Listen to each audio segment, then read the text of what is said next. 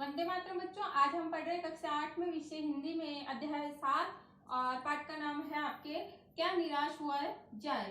और ये जो पाठ लिखा है वो लिखा है हजारी प्रसाद द्विवेदी ने। और ये जो इन्होंने लिखा है ये निबंध शैली में पाठ लिखा है। तो सबसे पहले हम इसके शब्दार्थ देख लेते हैं। मन बैठना यानी निराश हो जाना, तस्करी चोरी से व्यापार करना, आरोप प्रत्यारोप एक दूसरे को दोषी ठहराना, अतीत बीता हुआ, गहर गड्ढा, मनीषी विद्वान, निरीह असहाय, चरम और परम, आखिरी और सुंदर, गुमराह भटका हुआ, प्रतिष्ठा इज्जत, गरिमा गौरव, वंचना चोरी, गंतव्य पहुंचने का स्थान, कातर दुखी व्याकुल परेशान। तो ये इसके थे शब्दार्थ। अब हम पढ़ते हैं पाठ। हाँ तो बच्चों, अब हम पढ़ रहे हैं पाठ। इस पाठ के अंदर देखिए, कवि ये कह रहा है कि क्या निराश हुआ जाए। क्या निराश हुआ जाए, इसका मतलब है कि आज हमारी जो रीति नीतियां हमने बना रखी है, क्या वो सही है या गलत है, और अगर ये गलत है तो इनको बदलने और सुधारने की आवश्यकता है। इसलिए हमें, हमारे पास अभी उन्नति और विकास के रास्ते अभी भी खुले हुए हैं, और इसलिए हमें निराश नहीं होना चाहिए।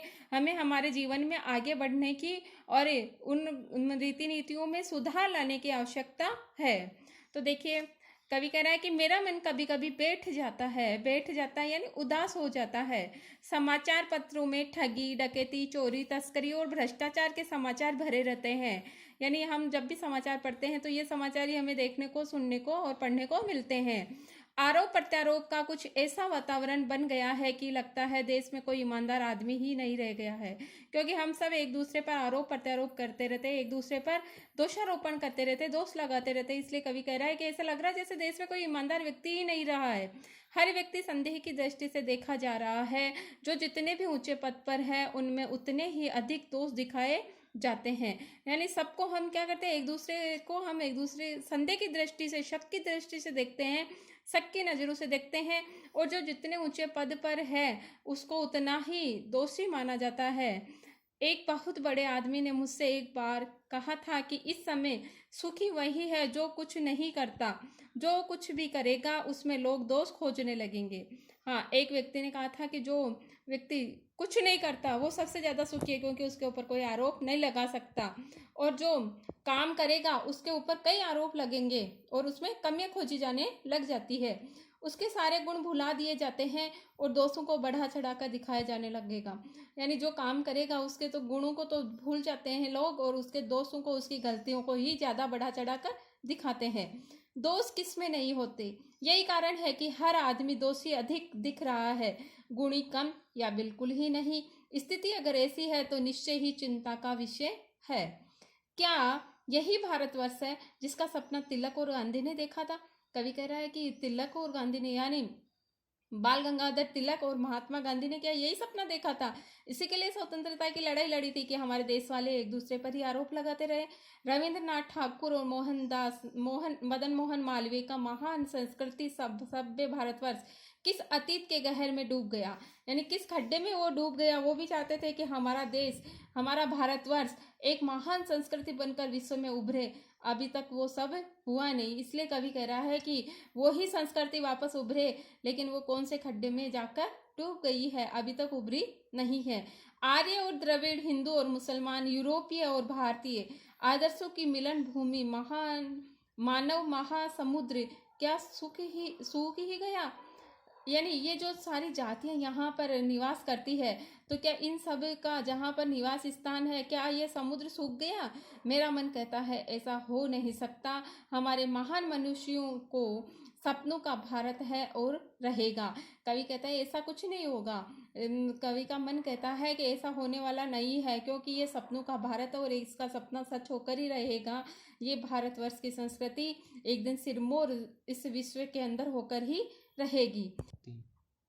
यह सही है कि इन दिनों कुछ ऐसा माहौल बना है कि ईमानदारी से मेहनत करके जीविका चलाने वाले निरीह और भोले भाले श्रमजीवी पिस रहे हैं, यानी जो मेहनत करते हैं, जो मजदूर वर्ग है वो पिस रहे हैं, उनको ज़्यादा मेहनत करनी पड़ रही है। और झूठ तथा फरेब का रोजगार करने वाले फल फूल रहे हैं, और जो झूठ बोलते हैं, जो ईमानदारी से जीवन यापन कर रहे हैं, वो तो क्या हो रहे हैं, पिस रहे हैं, उनको तो नुकसान हो रहा है। और जो फरेब झूठ कर रहे हैं वो क्या कर रहे हैं, फूल फल रहे हैं, उनकी उन्नति हो रही है। ईमानदारी को मूर्खता का पर्याय समझा जाने लगा है, यानी ईमानदार व्यक्ति को तो लोग मूर्ख समझने लग गए हैं। सच्चाई केवल भीरू और बेबस लोगों के हिस्से पड़ी है।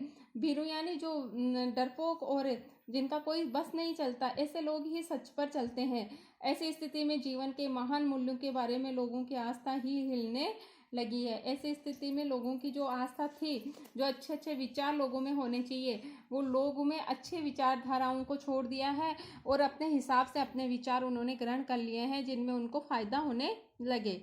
भारतवर्ष ने कभी भी भौतिक वस्तुओं के संग्रह को बहुत अधिक महत्व नहीं दिया है। उसकी दृष्टि से मनुष्य के भीतर जो महान आंतरिक गुण स्थिर भाव से बैठा हुआ है, वही चरम और परम है, यानी वही अंतिम और वही सुंदर है। कौन सा, कि हमारे जो आंतरिक गुण है वो सुंदर है, तो वो सारा संसार सुंदर है। इसलिए हमारे भौतिक वस्तुओं को हमारे देश में महत्व नहीं दिया गया। भौतिक वस्तुएं मतलब रहना खाना, हमारे जो भी जीवन सुविधा की जो वस्तुएं हैं उनको महत्व नहीं देकर हमारे आंतरिक गुणों को महत्व हमारे देश में दिया गया। लोभ मोह काम क्रोध आदि विचार मनुष्य में स्वाभाविक रूप से विद्यमान रहते हैं, पर उन्हें प्रधान शक्ति मान लेना और अपने मन तथा बुद्धि को उन्हीं के इशारे पर छोड़ देना बहुत बुरा आचरण है। कवि कहता है कि लोभ मोह काम क्रोध ये सब क्या है, हमारे अंदर आंतरिक स्वाभाविक गुण है। ये तो हमारे स्वभाव में पहले से ही उपस्थित रहते हैं, इनको लाने की जरूरत नहीं होती है, लेकिन उनको अपने स्वभाव में ज़्यादा से ज़्यादा महत्व दे देना और मन और बुद्धि को उनके वश में कर देना। किसके, लोभ मोह काम क्रोध के वश में कर लेना, अपने लोभ के अनुसार ही मन को चलाना, मोह में फंस जाना, बुद्धि को उसी के अनुसार लोभ में पढ़कर काम में लेना। तो कवि कहता है ये आचरण अच्छा नहीं है। भारतवर्ष ने कभी भी उन्हें उचित नहीं माना, उन्हें सदा संयम के बंधन से बांधकर रखने का प्रयत्न किया है। परंतु यानी हमेशा संयम में रहना हमारे भारतवर्ष में सिखाया गया है कि हमें अच्छी तरह से अपने आप को नियंत्रित रखना चाहिए। परंतु भूख की उपेक्षा नहीं की जा सकती, लेकिन भूख लगती है तो कोई भूखा नहीं रह सकता। बीमार के लिए दवा की उपेक्षा नहीं की जा सकती, यानी उसको दवाई देनी ही पड़ेगी। गुमराह को ठीक रास्ते पर ले जाने के उपायों की उपेक्षा नहीं की जा सकती। गुमराह यानी जो गलत रास्ते पर जा रहा है उसको सही रास्ता तो बताना ही पड़ेगा। हुआ यह है कि इस देश के कोटि कोटि दरिद्र जनों की हीन अवस्था को दूर करने के लिए ऐसे अनेक कायदे कानून बनाए गए हैं। दरिद्र जन यानी जो गरीब जनता है, कोटि कोटि यानी करोड़ों की जो जनता है गरीब, उसकी हीन अवस्था को, उनकी कमजोरी को दूर करने के लिए क्या करा गया है, कायदे कानून बनाए गए हैं, जो कृषि उद्योग वाणिज्य शिक्षा और स्वास्थ्य की स्थिति को अधिक उन्नत और सुचारू बनाने के लक्ष्य से प्रेरित है। परंतु जिन लोगों को इन कार्यों में लगना है उनका मन सब समय पवित्र नहीं होता। प्राय वे ही लक्ष्य को भूल जाते हैं और अपने ही सुख सुविधा की ओर ज़्यादा ध्यान देने लगते हैं। अर्थात जैसे हमारी सरकार है तो वो क्या करती है, हमारे गरीबों के लिए अच्छी अच्छी सुविधाएं देना चाहती है, लेकिन जिन लोगों तक सुविधा पहुंचनी चाहिए उनसे पहले जो सुविधा देने के लिए जिनको लगाया जाता है वो लोग पहले अपना पेट भरते हैं, अपने घर वालों का, अपनी सुख सुविधाओं का ध्यान देते हैं, और उन तक सुविधा पहुंचने तक तो वो सामान ही आधा आधा हो जाता है। तो इसी की ओर कवि हमारा ध्यान खींच रहा है कि यह है जो हमारे कानून है वो लोगों की मानसिक स्थिति अभी सही नहीं है, वो अपना लक्ष्य भूल जाते हैं, मन पवित्र नहीं रहता है उनका। भारतवर्ष सदा कानून को धर्म के रूप में देखता आ रहा है, यानी हमारे देश में जो कानून है उसको हम धर्म से जोड़कर देखते हैं कि हमने कानून का उल्लंघन किया तो हमारा धर्म उल्लंघित हो जाएगा। आज एकाएक कानून और धर्म में अंतर कर दिया गया, लेकिन अब धर्म और कानून अलग अलग हो गए हैं। धर्म को धोखा नहीं दिया जा सकता, कानून को दिया जा सकता है। यही कारण है कि जो लोग धर्म भीरू है वे कानून की त्रुटियों से लाभ उठाने में संकोच नहीं करते। हाँ, जो धर्म से डरते हैं, जो भगवान से डरते हैं, धर्म भीरू यानी जो भगवान से डरते हैं, वो तो कानून की त्रुटि से लाभ उठाते हैं। जो लोग कानून तोड़ते हैं उनसे वो लाभ उठा लेते हैं, और उधर जो धर्म और कानून से नहीं डरते वो वैसे ही लाभ उठा लेते हैं। तो इसलिए उनमें कोई संकोच रहा ही नहीं दोनों तरफ से। इस बात के पर्याप्त प्रमाण खोजे जा सकते हैं कि समाज के ऊपरी ऊपरी वर्ग में चाहे जो भी होता रहा हो, यानी ऊंचे लोगों में भीतर भीतर भारतवर्ष अब भी यह अनुभव कर रहा है कि धर्म कानून से बड़ी चीज है। अब भी सेवा, ईमानदारी, सच्चाई और आध्यात्मिकता के मूल्य बने हुए हैं। वे दब अवश्य गए हैं लेकिन नष्ट नहीं हुए हैं। आज भी वह मनुष्य से प्रेम करता है, महिलाओं का सम्मान करता है, झूठ और चोरी को गलत समझता है, दूसरे को पीड़ा पहुंचाने को पाप समझता है। हर आदमी अपने व्यक्तिगत जीवन में इस बात का अनुभव करता है। समाचार पत्रों में जो भ्रष्टाचार के प्रति इतना आक्रोश है, वह यही साबित करता है कि हम ऐसी चीज़ों को गलत समझते हैं और समाज में उन तत्वों की प्रतिष्ठा कम करना चाहते हैं जो गलत तरीके से धन या मान संग्रह करते हैं। ऐसे लोगों को मतलब कम करना चाहिए। कम करने के लिए हमें आगे आना चाहिए जो गलत तरीके से समाज में अपना मान प्रतिष्ठा बढ़ा रहे हैं, धन कमा रहे हैं। दोषों का पर्दाफाश करना बुरी बात नहीं है। बुराई यह मालूम होती है कि किसी के आचरण के गलत पक्ष को उद्घाटित करके उसमें रस लिया जाए और दोषोद्घाटन को एकमात्र कर्तव्य मान लिया जाए, यानी दूसरों की कमियां निकालना ही हमारा ये लक्ष्य बन जाए, कर्तव्य बन जाए, तो ये वहाँ पर वो गलती हमारी भी हो जाती है। लेकिन अगर उसकी बुराई को दूर करने का प्रयास किया जाए तो कवि कहता है कि ये कोई बुरी बात नहीं है। बुराई में रस लेना बुरी बात है, अच्छाई में उतना ही रस लेकर उजागर न करना और भी बुरी बात है। यानी बुराई में रस लेना तो बुरी बात है ही, लेकिन अच्छाई को उजागर नहीं करना, यानी अच्छाई भी, उनके अच्छाइयों को भी सामने लाना चाहिए बुराइयों के साथ साथ। तो अगर अच्छाई को हम सामने नहीं लाते हैं तो वो बुरी बात है। सैकड़ों घटनाएं ऐसी घटती है जिन्हें उजागर करने से लोक चित्त में अच्छाई के प्रति अच्छी भावना जागती है। यानी हमारे जीवन में भी कई घटनाएं ऐसी घटती है, जैसे कई कई बार अनचाहे कोई हमारी हेल्प करता है, हमारी सहायता करता है, तो वो भी एक अच्छाई वाली बात होती है।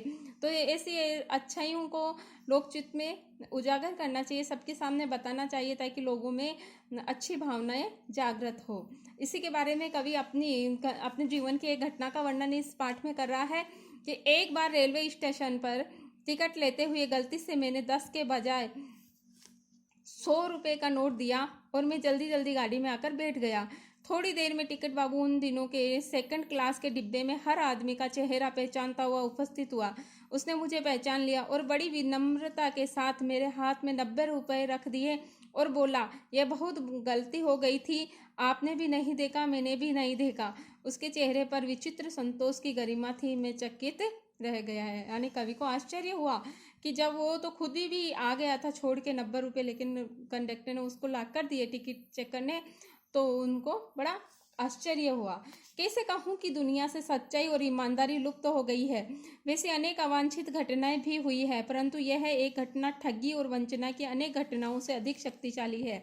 एक बार मैं बस में यात्रा कर रहा था। मेरे साथ मेरी पत्नी और 3 बच्चे भी थे। बस में कुछ खराबी थी, रुक रुक कर चलती थी। गंतव्य से कोई 8 किलोमीटर पहले ही एक निर्जन सुनसान स्थान में बस ने जवाब दे दिया। रात के कोई 10 बजे होंगे। बस में यात्री घबरा गए। कंडक्टर उतर गया और एक साइकिल लेकर चला गया।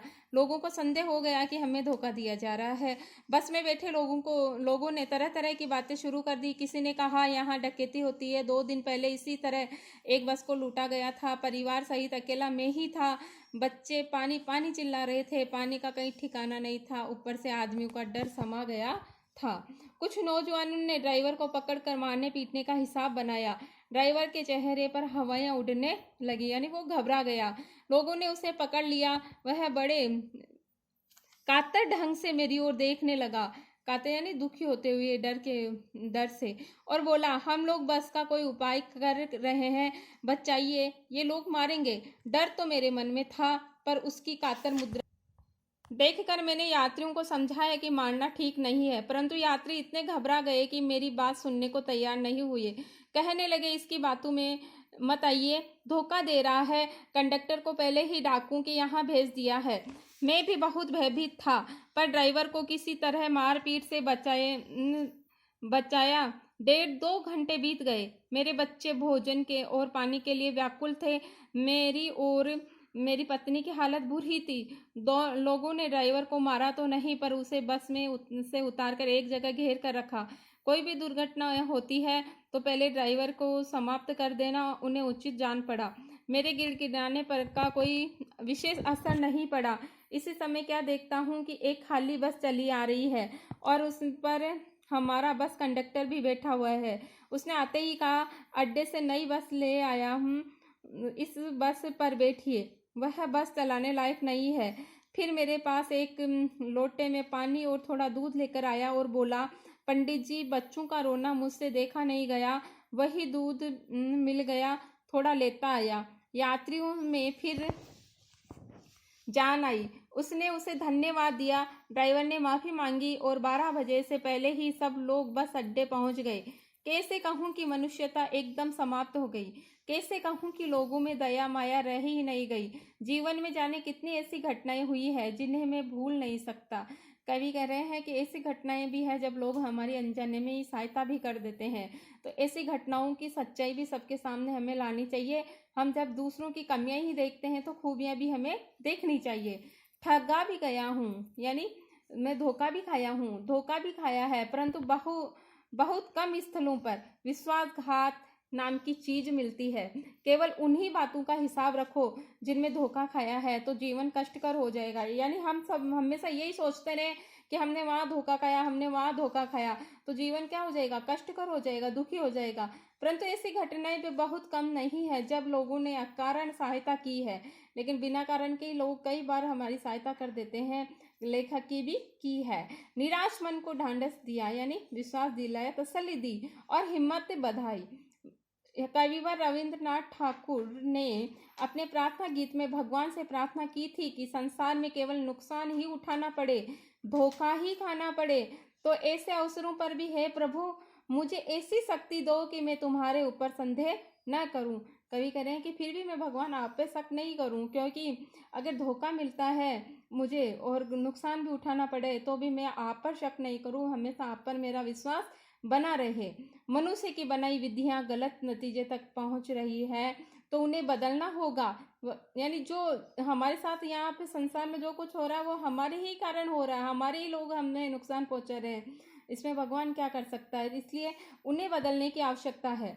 वस्तुतः आए दिन इन्हें बदला ही जा रहा है, आए दिन बदला भी जा रहा है, कानून नए नए बन भी रहे हैं, लेकिन फिर भी लोगों की में अभी अच्छाइयों का उदय होना बाकी है। लेकिन अब भी आशा की ज्योति बुझी नहीं है। फिर भी हम आशा रखते हैं कि एक दिन हम सबसे अच्छे बन जाएंगे। महान भारतवर्ष को पाने की संभावना बनी हुई है, बनी रहेगी। मेरे मन निराश होने की जरूरत नहीं। इसलिए कवि कहते हैं कि मन को निराश करने की जरूरत नहीं, हमें आशावादी बनकर जीवन जीना चाहिए। हजारी प्रसाद द्विवेदी।